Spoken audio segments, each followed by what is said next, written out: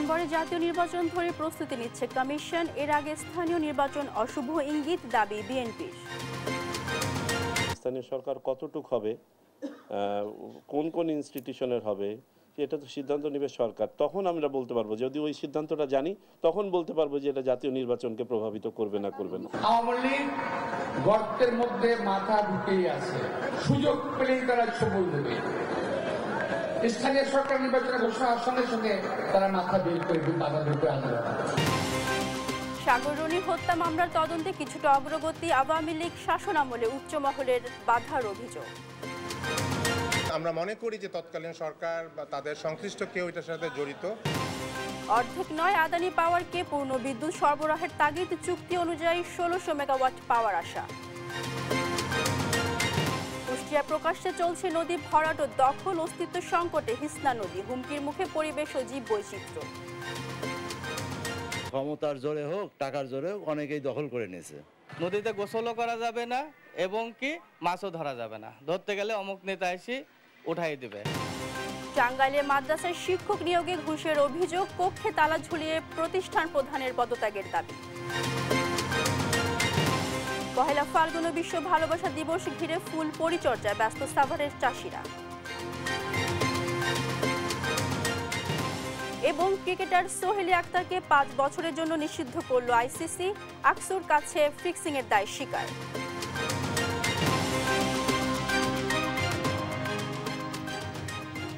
দর্শক শুভ সকাল, দেখছিলেন সংবাদ শিরোনামগুলো। সংবাদ সকালে আপনাদের সাথে আছি মারজানা শক্তি। জানাবো বিস্তারিত খবর। ডিসেম্বরে জাতীয় নির্বাচন ধরেই প্রস্তুতি নিচ্ছে কমিশন, তবে স্থানীয় সরকার ও জাতীয় নির্বাচন একসঙ্গে সম্ভব নয় বলে জানিয়েছে ইসি।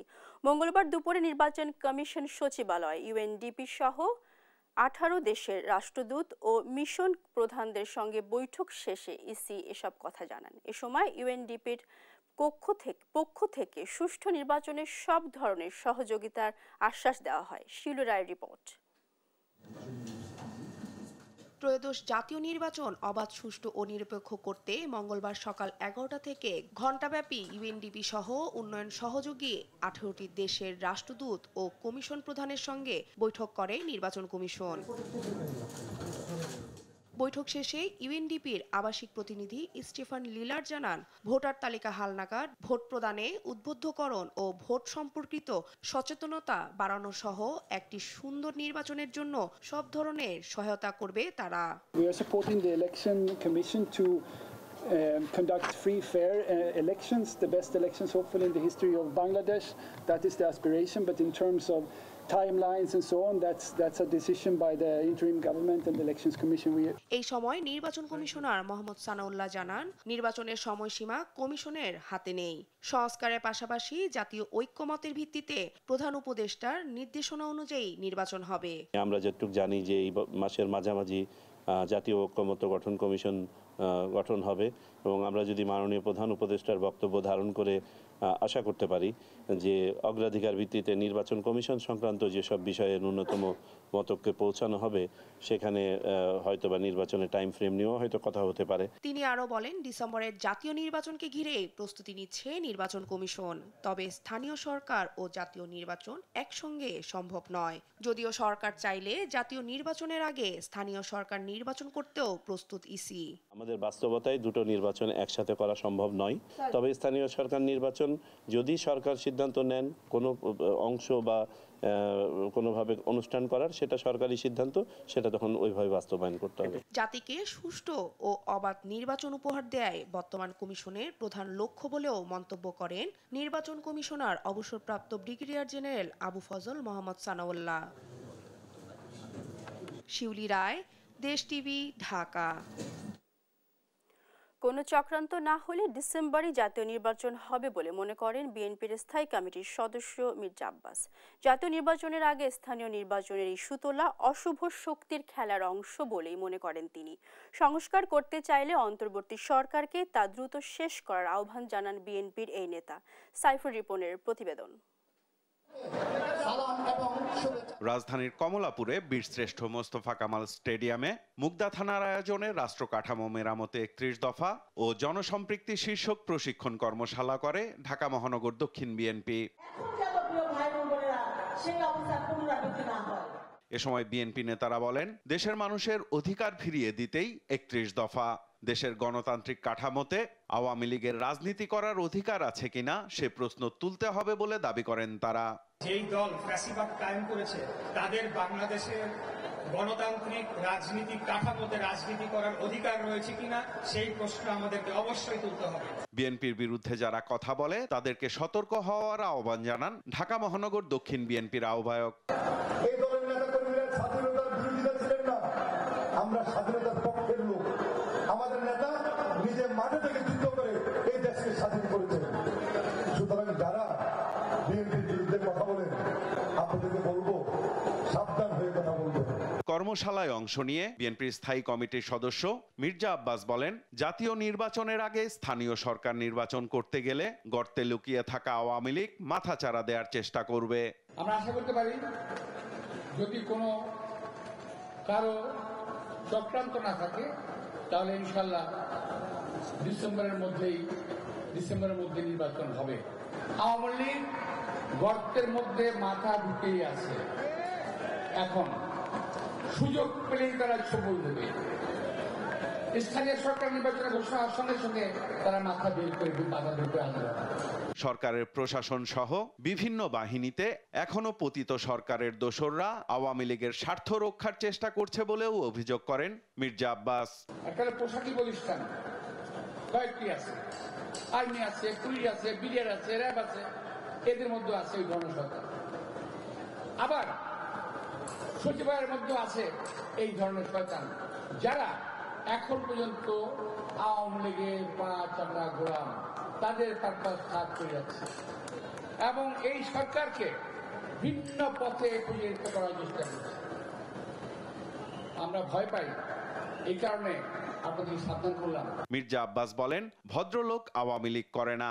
আওয়ামী লীগে কোনো ভদ্রলোক থেকে থাকলে তারাও এক সময় দল থেকে বের হয়ে যায়।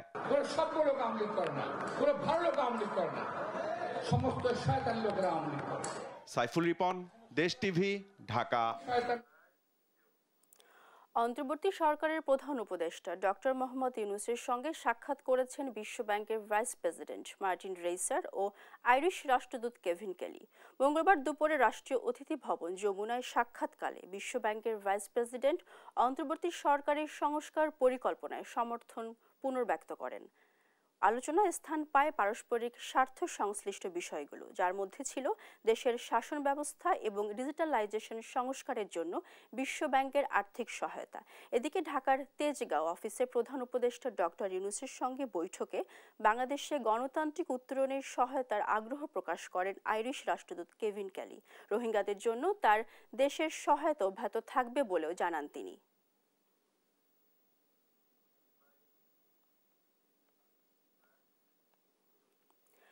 অপারেশন ডেভিল হান্টের তৃতীয় দিনে নাশকতার চেষ্টা ও অন্যান্য অপরাধে ১,৭৭৫ জনকে গ্রেফতার করা হয়েছে। এর মধ্যে যৌথ বাহিনীর অভিযানে ৬০৭ জন ও অন্যান্য মামলায় ১,১৬৮ জনকে গ্রেফতার করা হয়। মঙ্গলবার সন্ধ্যায় পুলিশ সদর দপ্তর থেকে এ তথ্য জানানো হয়। অপারেশন ডেভিল হান্টে এ পর্যন্ত ২টি বিদেশি পিস্তল, একটি এলজি, একটি ওয়ান শুটার গান, একটি পাইপ গান, ২ রাউন্ড গুলি, ৫টি কার্তুজ, ২টি চাপাতি, ৬টি দাও রামদা, ১৩টি চাকু, ২টি কুড়াল, একটি করাত, ৩টি হাতুড়ি, ২টি প্লাস, ২টি ব্যাটল, ২টি লাঠি উদ্ধার করা হয়েছে। গেল শনিবার শুরু হয় অপারেশন ডেভিল হান্ট। এ বিশেষ অভিযানে মঙ্গলবার বিকেল পর্যন্ত ২,২৫৮ জনকে গ্রেফতার করা হয়েছে।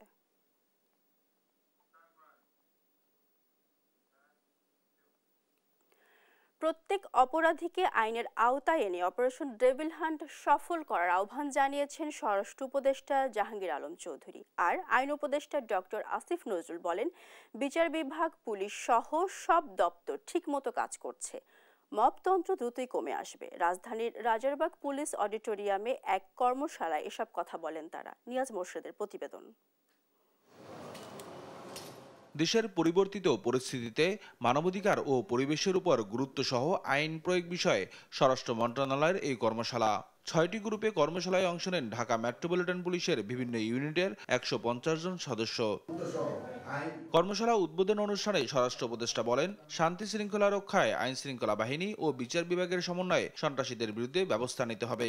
অপারেশন ডেভিল হান্টকে আমি বলবো, no devil should be escape from law enforcing agencies.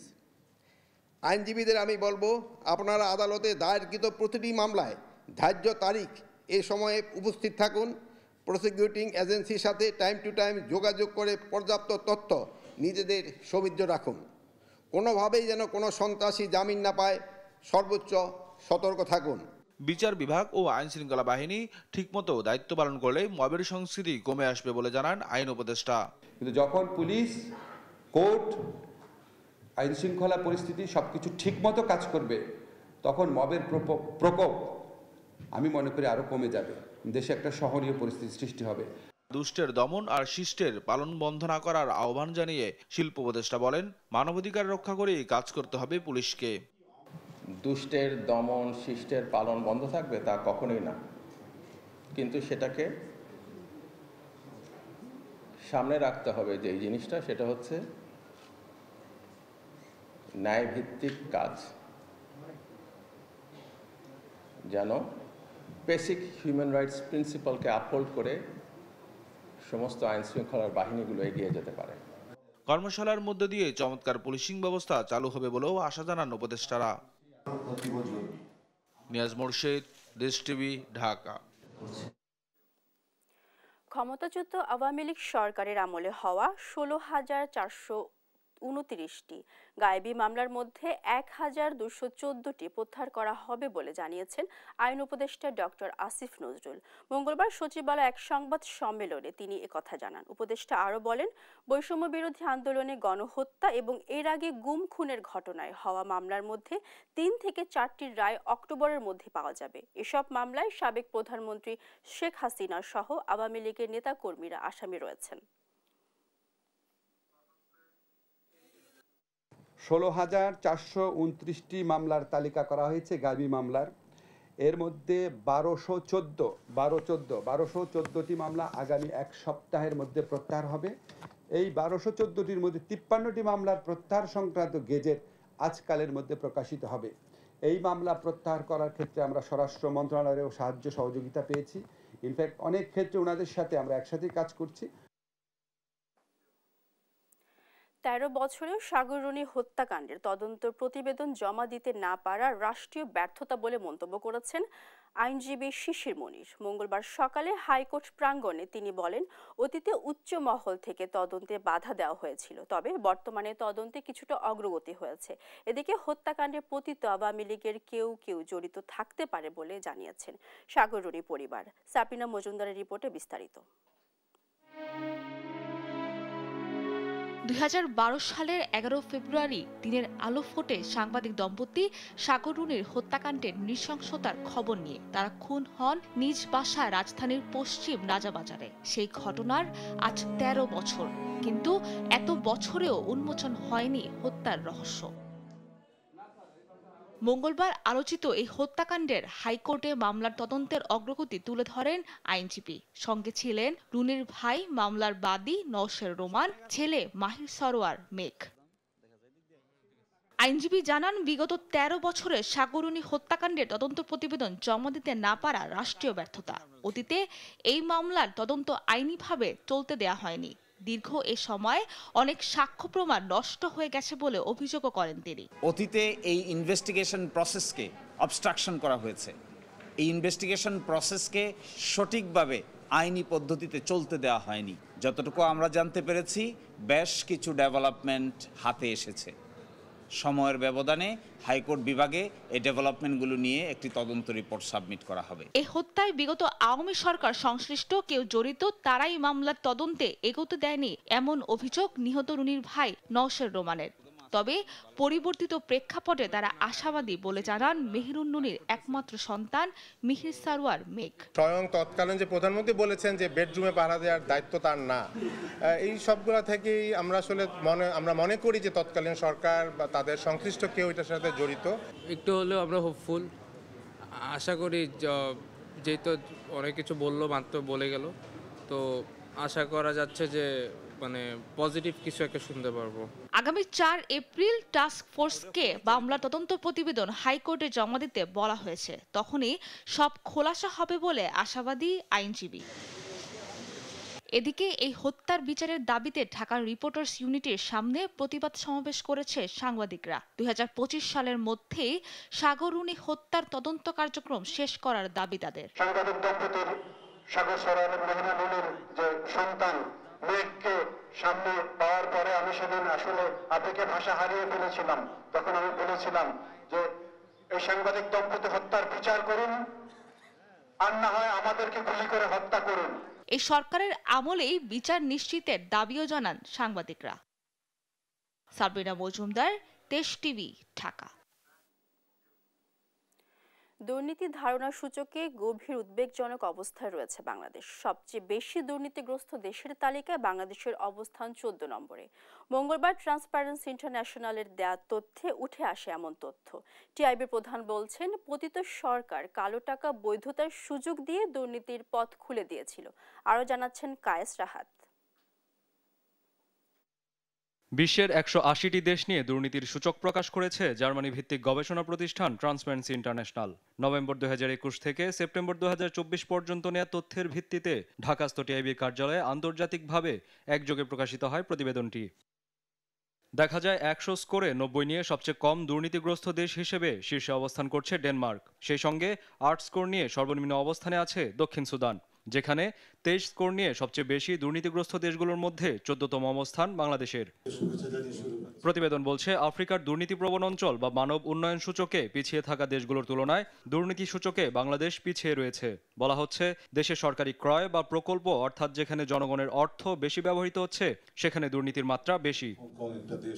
এ সময় বৈশ্বিক প্রেক্ষিতে দেশের গড় স্কোর 23 নিয়ে টিআইবির নির্বাহী পরিচালক ইফতেখারুজ্জামান বলেন, বাংলাদেশ গভীর উদ্বেগজনক অবস্থায় আছে। সাংবাদিকদের প্রশ্নের জবাবে তিনি বলেন, যাদের দায়িত্ব ছিল দুর্নীতি রোধ করা, তারা বরং সুবিধা করে দিয়েছিল অর্থ পাচারের কাজে। যে সমস্ত দেশগুলো 43-এর চেয়ে 1 পয়েন্ট কম পায়, তারাও কিন্তু গভীর উদ্বেগজনক। আমরা 20 পয়েন্ট কম পেয়ে গভীরতর উদ্বেগজনক অবস্থায় আছি। সরকার কিন্তু প্রকারান্তরে প্রতি বছর মানুষকে বলেছে, সারা বছর বলেছে যে তোমরা দুর্নীতি করো, কারণ কালো টাকার বৈধতার সুযোগ সরকার দিয়েছে। এ সময় দুর্নীতি সূচকে ভালো অবস্থানে থাকা দেশগুলো নিয়ে বলেন, এরা অনেকেই দুর্নীতির সহায়ক হিসেবে কাজ করেছে, বিশেষত উন্নয়নশীল দেশগুলো থেকে লুট করা অর্থ সেখানে বিনিয়োগের সুযোগ দিয়ে বৈশ্বিকভাবে কার্যকরী পদক্ষেপ নেওয়ার আহ্বান জানান তিনি। আমাদের দেশ থেকে পাচারকৃত অর্থ কোন দেশগুলোতে যাচ্ছে, যেই দেশগুলোতে যাচ্ছে তাদের স্কোর আমাদের তুলনায় অনেক ভালো এবং বৈশ্বিক মানদণ্ডে ভালো। দুর্নীতি রোধে দুদক সহ এ ধরনের প্রতিষ্ঠানগুলোকে কার্যকর করার পরামর্শ টিআইবি প্রধানের। জাতীয় মানসিকতায় পরিবর্তন আনারও আহ্বান জানান তিনি। কায়েস রাহাত, দেশ টিভি, ঢাকা। অর্ধেক নয়, চুক্তি অনুযায়ী আদানি পাওয়ারকে পূর্ণ বিদ্যুৎ সরবরাহের তাগিদ দিয়েছে বাংলাদেশ। এতে ঝাড়খণ্ডের 2টি পাওয়ার প্ল্যান্ট থেকে 1600 মেগাওয়াট বিদ্যুৎ পাওয়ার আশা করা হচ্ছে। এ সময় মতো যেহেতু বকেয়া পরিশোধ হচ্ছে, সেখানে আর তালবাহানা চলবে না বলে জানিয়েছেন পিডিপি। নীরব দাসের রিপোর্টে বিস্তারিত।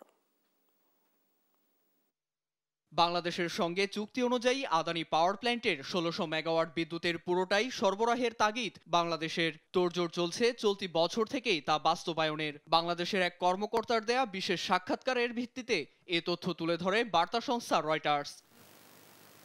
ক্ষমতাচ্যুত সাবেক প্রধানমন্ত্রী শেখ হাসিনার সঙ্গে 2017 সালে 25 বছরের একটি চুক্তি স্বাক্ষর করেছিল ভারতীয় ধনকুবের গৌতম আদানি। চুক্তি অনুযায়ী ভারতের ঝাড়খণ্ডে অবস্থিত $2 বিলিয়ন মূল্যের বৈদ্যুতিক প্ল্যান্ট থেকে উৎপাদনের পুরো বিদ্যুৎই সরবরাহের কথা ছিল।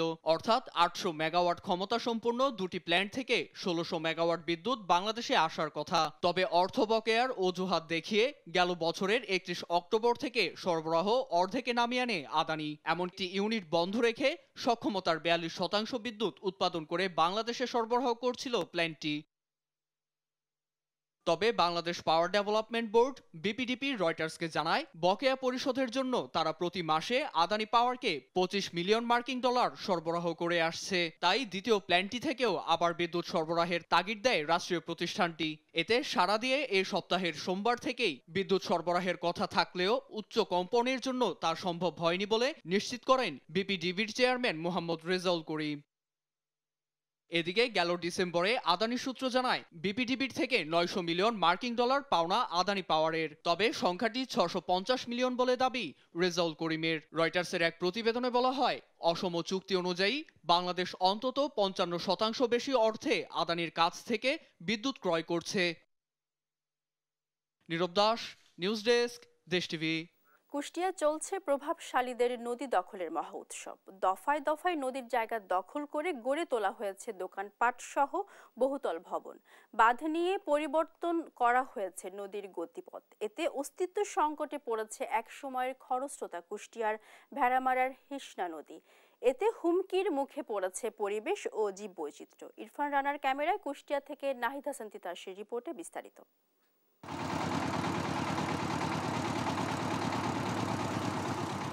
এভাবেই কুষ্টিয়ার ভেড়ামারাই প্রকাশ্যে চলছে হিসনা নদী দখলের মহা উৎসব।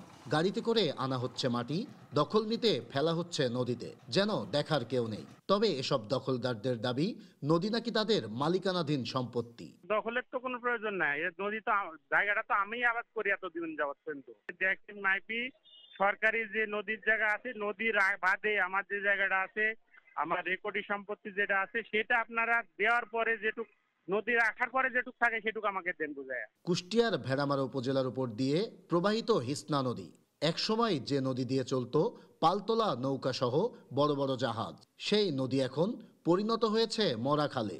নদীর জায়গা দখল করে প্রভাবশালীরা গড়ে তুলছেন দোকানপাট সহ বহুতল ভবন। বাদ দিয়ে পরিবর্তন করা হয়েছে নদীর গতিপথ। ফলে এক সময়ের উচ্ছল হিসনা নদী হারাতে বসেছে তার অস্তিত্ব। এক সময় আমাদের শেরপুর কামালপুর থেকে নৌকা বোঝাই নৌকা ট্রলার, এক সময় জাহাজও চলতো। ক্ষমতার জোরে হোক টাকার জোরে হোক অনেকেই দখল করে নিয়েছে, আর এটা তো দেখার দায়িত্ব সরকার। নদীতে গোসলও করা যাবে না এবং কি মাছও ধরা যাবে না, ধরতে গেলে অমুক নেতা এসে উঠাই দেবে। প্রকাশ্যে নদী দখলের মহোৎসব চললেও দায়িত্বশীলদের নীরব ভূমিকায় ক্ষুব্ধ নদী গবেষকরা। গুরুত্ব তুলে ধরে নদীটি পুনরুদ্ধারের দাবি তাদের। পেশি শক্তি এবং রাজনৈতিক শাসন শোষণের ফলে আমাদের নদীগুলা দখলদারিত্বের দিকে খুব দ্রুত এগিয়েছে এবং তারা ক্ষতবিক্ষত হয়েছে। দিনে দুপুরে প্রভাবশালীরা হিসনা নদীর জায়গা দখল করে নানা স্থাপনা গড়ে তুললেও রক্ষণাবেক্ষণের দায়িত্বে থাকা পানি উন্নয়ন বোর্ডের কর্মকর্তারা দিচ্ছেন দায়সারা বক্তব্য। বলছেন দখলদারদের তালিকা প্রস্তুত করেছেন তারা, দ্রুতই নেবেন ব্যবস্থা। ইতিমধ্যে নদীগুলোর যে অবৈধ স্থাপনাগুলো গড়ে উঠছে সেগুলো আমরা তালিকা প্রস্তুত করছি। এই তালিকাগুলো আমরা ইতিমধ্যে ওয়েবসাইটেও আমাদের দাখিল করা আছে। আমরা এটা বাজেট চেয়ে আমরা প্রস্তাবনা পাঠাইছি, আমরা বাজেট আসলে আমরা এগুলো উচ্ছেদের কার্যক্রম শুরু করব। শুধু আশ্বাস নয়, নদী দখলের সাথে জড়িতদের বিরুদ্ধে দ্রুতই কার্যকরী পদক্ষেপ চাই স্থানীয়রা। নাহিদ হাসান তিতাস, দেশ টিভি, কুষ্টিয়া। টাঙ্গাইলের কালীহাতির দেউপুর চকপাড়া দাখিল মাদ্রাসায় ঘুষ নিয়ে শিক্ষক ও কর্মচারী নিয়োগের অভিযোগে মাদ্রাসায় তালা দিয়ে প্রতিষ্ঠান প্রধানের পদত্যাগের দাবি জানিয়েছেন স্থানীয়রা। তবে অনিয়ম দুর্নীতির অভিযোগ অস্বীকার করেছেন মাদ্রাসা প্রধান। উপজেলা নির্বাহী কর্মকর্তা বলেছেন, নিয়ম মেনে নিয়োগ প্রক্রিয়া শেষ করা হয়েছে। সহকর্মী অভিজিৎ ঘোষের পাঠানো তথ্য ছবিতে অঙ্কন চৌধুরীর রিপোর্ট। টাঙ্গাইলের কালীহাতির দেউরপুর চকপাড়া দাখিল মাদ্রাসায় এটি। অভিযোগ উঠেছে, পতিত আওয়ামী লীগের সময় মোটা অঙ্কের ঘুষ দিয়ে কয়েকজন শিক্ষক ও কর্মচারী নিয়োগ দিয়েছেন মাদ্রাসা সুপার। এ অভিযোগে মঙ্গলবার মাদ্রাসায় তালা দিয়েছেন স্থানীয়রা। এ সময় মাদ্রাসার অফিস কক্ষে থাকা শতাধিক বই পুড়িয়ে দেয়া হয়। এ সময় ক্লাস কার্যক্রম বন্ধ করে শিক্ষকদের কক্ষ থেকে বের হয়ে আসতে বলেন বিক্ষুব্ধ জনতা। প্রতিষ্ঠানের সুপার মোহাম্মদ হোসেনের পদত্যাগের দাবি জানান তারা। এখানে আজকে আমরা তালা দিছি, আমলিগের পেটের তারা আমলিগ থাকতে নিয়োগ দিছিল, ওইখানে বহুত টাকা দুর্নীতি হয়েছে, টাকা খাইয়া এই নিয়োগ গোনা দিছে। আমরা এই নিয়োগের বাতিল চাই। সুপারিনটেন্ডেন্ট যে সুপার তার আমরা অবসর চাই এবং নিয়োগ বাতিল চাই। স্থানীয় বিএনপির নেতাকর্মীরা লাইব্রেরি ও অফিস কক্ষ থেকে বই বের করে তাতে আগুন লাগিয়ে দেন বলে জানান সহকারী শিক্ষক। সল্লা ইউনিয়ন বিএনপির অঙ্গ সংগঠনের লোকজন আইসা কিছু বই আসাল বঙ্গবন্ধু বা শেখ হাসিনার বা রাসেলের ওই বইগুলা আমাদের কাছে শুনে নিয়েই পড়ছে। ক্যামেরার সামনে কথা না বললেও নিয়োগ বাণিজ্যের অভিযোগ অস্বীকার করেছেন প্রতিষ্ঠান সুপার। এই যে অভিযোগটা করেছে স্থানীয়রা, এটা কি সত্য? নিয়োগ না এগুলো সব মিথ্যে কথা। এগুলো কি বলছে?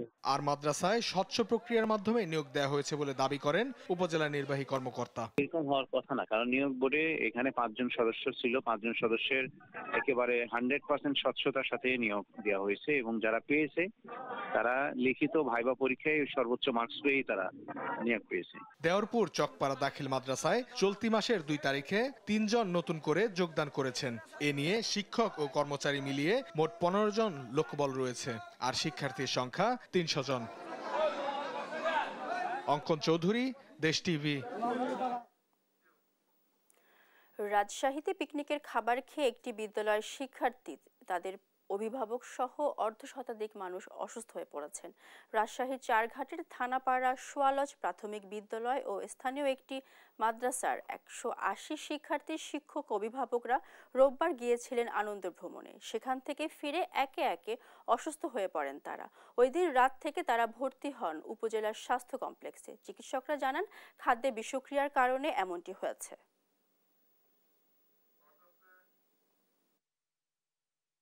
গতকালকে থেকে আজকে পর্যন্ত টোটাল 52 জন ভর্তি হয়েছে। সবাই ওই একই রকম মোটামুটি সিমটম নিয়ে ভর্তি হয়েছে, ডায়রিয়া আর বমি।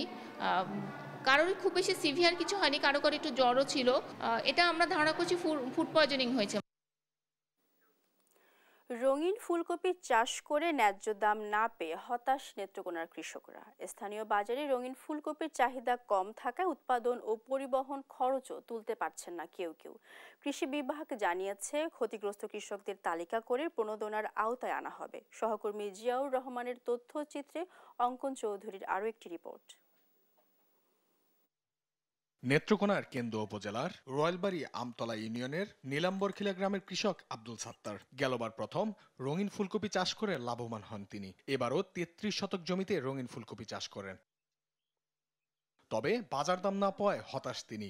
গত বছর প্রতি পিস ফুলকপি 50 থেকে 60 টাকা বিক্রি করলেও এবার তা 7 থেকে 8 টাকায় বিক্রি করতে হচ্ছে। এই অবস্থায় তার মতো একই এলাকায় আরো অনেক কৃষক ক্ষতিগ্রস্ত হয়েছেন। দাম কম হতাশায় পড়ে গেছি, যা খরচা দিয়েছে সেটা উঠানির মধ্যে সম্ভব হচ্ছে না। কবির বাজার খুবই সস্তা, কবি নেয় না, গাড়ি বোঝা করে নিলে গাড়ির দামই আমরা দিতাম পারি না। ন্যায্য দাম না পাওয়ায় অনেক কৃষক রঙিন ফুলকপি চাষে আগ্রহ হারাচ্ছেন। 50 টাকা কেজি বেচলাম, এই আশা কাজ করছিলাম, এবার 1 টাকা 2 টাকা। এদিকে রঙিন ফুলকপির পুষ্টিগত গুণ তুলে ধরে প্রচার চালিয়ে ক্রেতা সৃষ্টি করার পাশাপাশি কৃষকদের পাশে দাঁড়ানোর আহ্বান জানান স্থানীয় সচেতন মহল। সবজি চাষ করে তারা খুব লসের মধ্যে রয়েছে। আমি আসলে দৃষ্টি আকর্ষণ সরকারের যারা অসহায় কৃষক রয়েছে তাদেরকে সহযোগিতা করার জন্য। কৃষি কর্মকর্তারাও জানান ক্ষতিগ্রস্ত কৃষকদের তালিকা বের করে প্রণোদনা দেওয়ার পরিকল্পনা রয়েছে। বাজার মূল্য কম থাকাতে কৃষক হতাশা। বাজার মূল্য যদি ভালো হয় আগামী দিন আমরা একটা ভালো ফসলের আশা করব। এইসব কৃষককে পরবর্তীতে যদি প্রণোদনা এবং পুনর্বাসন কর্মসূচির আওতায় প্রয়োজনীয় সহযোগিতা প্রদান করা হয় তাহলে পরবর্তীতে তারা নতুন করে ঘুরে দাঁড়াবে এবং তারা সবজি চাষে আগ্রহী হবে। নেত্রকোনার 10টি উপজেলায় এবার ৭,৭25 হেক্টর জমিতে শাকসবজি আবাদ হয়েছে। এর মধ্যে অন্তত অর্ধশতাধিক কৃষক রঙিন ফুলকপি চাষ করেছেন। অঙ্কন চৌধুরী, দেশ টিভি। দোরগোড়ায় পহেলা ফাল্গুন বিশ্ব ভালোবাসা দিবস। এসব দিবসকে ঘিরে ফুলের পরিচর্যায় ব্যস্ত সাভারের ফুল চাষিরা। এবছর ফুলের উৎপাদন হয়েছে বেশ। বিস্তীর্ণ গোলাপের ক্ষেতে এখনো চোখ জুড়ানো আর মন ভরানো বর্ণিল আবহ। দেওয়ানি মনের রিপোর্টে বিস্তারিত জানব। সাভারের বিরুলিয়া ইউনিয়নের শ্যামপুর, সাদুল্লাপুর, মোস্তাপাড়া, বাগনিবাড়ি ও কমলাপুর গ্রাম জুড়ে যেন শোভিত গোলাপের স্বর্গ। চোখ জোড়ানো দৃশ্য নিয়ে সেজে আছে পুরো গ্রাম। যতদূর চোখ যায় শুধু গোলাপ আর গোলাপ। দরজায় করা নাড়ছে পহেলা ফাল্গুন ও বিশ্ব ভালোবাসা দিবস। তাই গোলাপের বাড়তি পরিচর্যায় ব্যস্ত সাভারের ফুল চাষিরা। সারা বছর ভিনদেশি ফুলের দখলে থাকলেও এসব দিবসে চাহিদার শীর্ষে থাকে গোলাপ। তাই বিশেষ দিবস এলে হাসি ফোটে চাষিদের মুখে। 14 ফেব্রুয়ারি বা ভালোবাসা দিবস আইতেছে সামনে, আর 21শে ফেব্রুয়ারিতে সামনে, এর জন্য আমরা প্রতি বছরই আলাদা একটা পরিচর্যা করি বাগানের মধ্যে। শুধু বিশেষ দিবসই নয়, ফুলের পরশ নিতে দূর দূরান্ত থেকে প্রতিদিনই ছুটে আসেন অনেকে। কেউ আসেন প্রিয় মানুষকে সঙ্গে নিয়ে, কেউ আবার একাই আসেন ফুলের সান্নিধ্য পেতে। গোলাপ দেখতেও সুন্দর, তো এত সুন্দর গোলাপ দেখে আমিও একটা নিলাম। বাচ্চা কাচ্চা আমার ফ্যামিলি সবাইকে নিয়ে আসছি। গোলাপ গ্রামের মানে গোলাপগুলাই মানে গ্রামটাকে অনেক মানে করে রাখছে, ভালো লাগছে আইসে। উপজেলা কৃষি বিভাগের তথ্যমতে সাভারে প্রায় ১৫০০ কৃষক ৩০৫ হেক্টর জমিতে বাণিজ্যিকভাবে ফুল চাষ করছেন। চলতি বছরে ফুল বিক্রির লক্ষ্যমাত্রা ধরা হয়েছে প্রায় ৫০ কোটি টাকা। আমাদের অন্যান্য বছরের তুলনায় গোলাপের যে প্রোডাকশনটা এটা বেশি হয়েছে, প্রায় ৪৫ থেকে ৫০ কোটি টাকার ফুল এই সাভার উপজেলায় বিক্রি হবে। ভিনদেশি ফুল বাজার দখল করে নেওয়ায় কমেছে দেশীয় ফুলের কদর। তবে বিশ্ব ভালোবাসা দিবস আর মাতৃভাষা দিবস এলেই কিছুটা চাহিদা বাড়ে দেশীয় ফুলের, যে কারণে নতুন দিনের স্বপ্ন দেখছেন সাভারের ফুল চাষিরা। তারা বলছেন ভিনদেশি ফুল আমদানি বন্ধে সরকার ব্যবস্থা গ্রহণ করলে লাভবান হবেন দেশীয় ফুল চাষিরা। দেওয়ান ইমন, দেশ টিভি, সাভার।